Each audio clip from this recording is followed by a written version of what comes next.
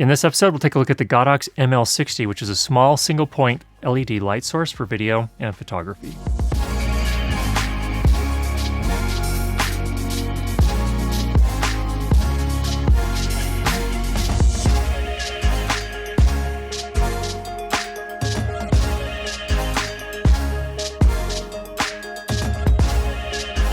For this entire episode, we are being lit by the ML60. Right here is our key light with the small 60 centimeter softbox. It's about 1 meter from me right here.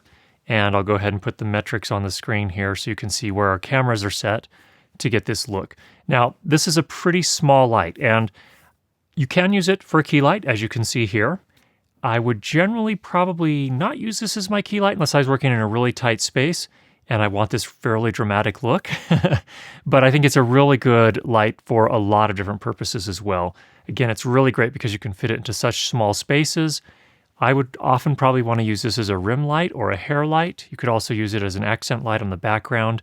Let's talk about some of the features of this light. First of all, it's photometrics. So we used our Sekonic C800 to measure the light here. We noticed a few things. First of all, the output at 1 meter with the included reflector on the light came out at 17,300 lux at 1 meter. And just so you can kind of get a sense for where that sits, as a frame of reference, we've included in the chart here the same photometrics for the Godox SL150 Mark II light. So you can see this puts out a fraction of that light, but again, it's very small, so it makes it convenient for getting into very tight spaces. Now, like with the other Godox lights that I've tested, the reflector doesn't create the most even floodlight. It actually has quite a hot spot in the middle. So while it measured 17,300 lux at 1 meter in the center, once I went out to the edge, it fell off pretty dramatically. So there's a bit of a hot spot, so you're just going to have to watch for that if that's going to be a problem for you. If you're looking for a perfectly even floodlight,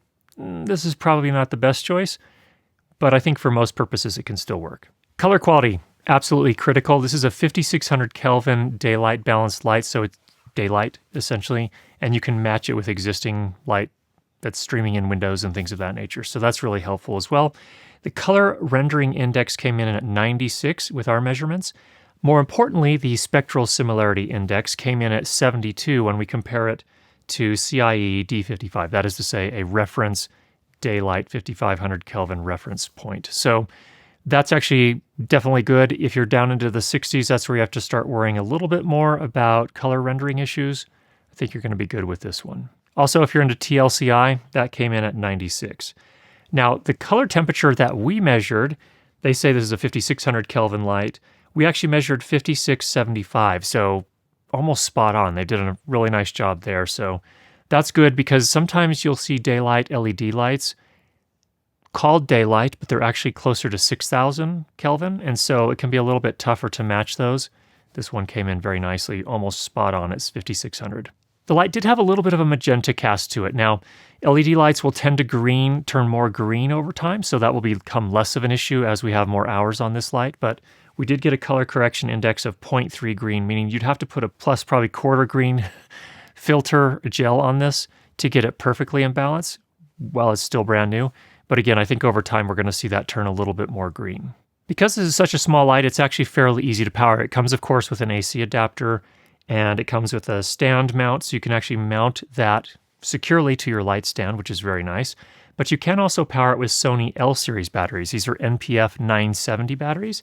And in our case, we did a test here with some NPF 975s, slightly larger capacity, and we were able to power the light for 1 hour and 43 minutes at full power, which really surprised me. That lasted quite a bit longer than I thought. Now, you do need to keep in mind, you do need both NPF 970s or larger on there at the same time to produce enough voltage. So just so you're aware, you can't get away with just one. You do need both of them. What comes included with the kit is an AC adapter, as I mentioned before, a stand mount for the AC adapter to attach it to your stand, the NPF battery plate, and locking short and long cables, which is kind of nice. It locks on the battery plate end, but not on the light end. So you can still pull it out, but not too worried about that, especially with the short cable. It does have a reflector, and the reflector has a beam angle of approximately 60 degrees, which makes it, I think, pretty useful for a floodlight. It does have the standard wireless remote. It's the same one that comes with the SL series of lights, so it's nothing special, but it does work, and it gets its job done nicely. Also, of course, comes with the yoke or the handle that you attach to the light body, and it comes with this soft case, so pretty much everything you need to get going right away. Now, as we're using it as a key light here, we're using a softbox. The softbox is actually sold separately. That comes in at $49. The light itself comes in at $269. And this softbox is relatively small. It's about 24 inches or 60 centimeters, so fairly small for a softbox, but it does work. If you're going to try to use it as a key light, if you get it in nice and close, here we have it at about 1 meter, and I think if you go much farther than that, it's really not going to probably work really well. In a talking head situation like this, I think it's just about right. It does also come with a grid that velcros into the front of the light. Of course, there's also the diffusion panels, both an inner and outer diffusion panel. That's a nice combination because with the grid especially, you keep the light from spilling everywhere. You have a little bit more control, and you can really dial in your look a little better. Let's talk about the physical build of the light a little bit. First of all, it's using kind of a proprietary mount for the softbox and the reflector. It's not a typical Bowens mount. However, there is an accessory you can buy separately that allows you to attach your standard Bowens mount light modifiers to this light as well. That's nice that they have the accessory that you can make those adapting changes. I think, again, because it's such a small light, it's kind of specialty from my point of view. I'd just go with the softbox, and for me, that's going to do it, I think. Now, I guess there would be a case potentially for using barn doors on this if you wanted to get a really hard light with very clean cuts, make very distinct lines like we have on the background here. But otherwise, I'd just stick with the small softbox. It's going to do what I need it to do in probably 90% of the cases. The body of the light is mostly metal with some plastic parts. It seems like it's very nicely put together. I have no concerns about the build quality. Godox has been doing surprisingly well lately. The very first Godox light I reviewed, the SL200 I think it was pretty good.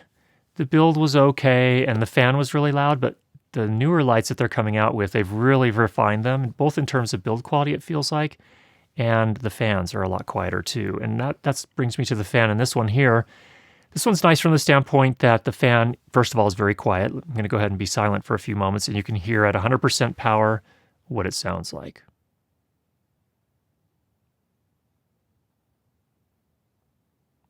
Not bad. And then another thing is, if you are doing a really critical shot where you're going to be in super close and you're going to have sound close as well, you can actually lock the light at 50%. The fan turns off entirely and you can shoot away. So if you only need 50% of the light output, that can be a good option. In our test, we did not detect any sort of flicker when we used the following settings on both the light and the camera. So you're not going to do super high-speed photography or videography with this. But for all the practical things that you might use it for, talking head, live action, for the most part, it's going to be just fine, no flicker problems. There are a few basic effects, basic lighting, photo flash, TV, fault bulb, all the kind of standards that you see. Obviously, there's no fire because it's a daylight balanced light, so you couldn't really simulate fire, but if you need them, they're there. So for whom and under what circumstances is this light really going to serve its purpose? I think for people, first of all, that are on a tighter budget, you're getting a quality light for a very fair price. But I think it's also especially well suited for situations where you're working in very tight spaces. You can use it as a key light with the softbox, and that works very nicely. If you want to use it for other things too, I think it becomes really handy because, again, it's so small, so easy to handle, lightweight, easy to schlep around. For me, I think this is going to become something where I will use it as a rim light or a hair light when I'm mobile. So when I'm going on location and I don't want to bring the big heavy lights, but I need to get the job done, I think this is going to fit that niche pretty nicely for me. So what about cons? Are there any downsides to this light? I think it's a little bit of a stretch here. The proprietary mount, there aren't a lot of accessories out there, certainly no third-party accessories that fit this mount as far as I'm aware. So there aren't a lot of options in terms of different lighting modifiers. But the lighting modifier that comes with it here, the softbox, it seems pretty nice. It's very simple and quick to set up. It's basically a one step. You just push down, it clicks into place, and you're good to go. You push a button to release it and it breaks down immediately. So that's really nice as well. It also has straps on top of the soft case for the light to strap the softbox. So that makes it convenient. I can't think of a lot of cons. It's really a pretty good light. I mean, it's not huge and it's not a ton of output. And I don't think it's supposed to be either of those. So for me, I just see it as a great little option for especially hair lights and rim lights and doing anything like that. So hope that was helpful. If you have any questions, go ahead and leave those down below. If you've not already subscribed, make sure you do that. And we'll be sure to get you more great videos on how to improve your lighting and sound for video. Talk to you soon.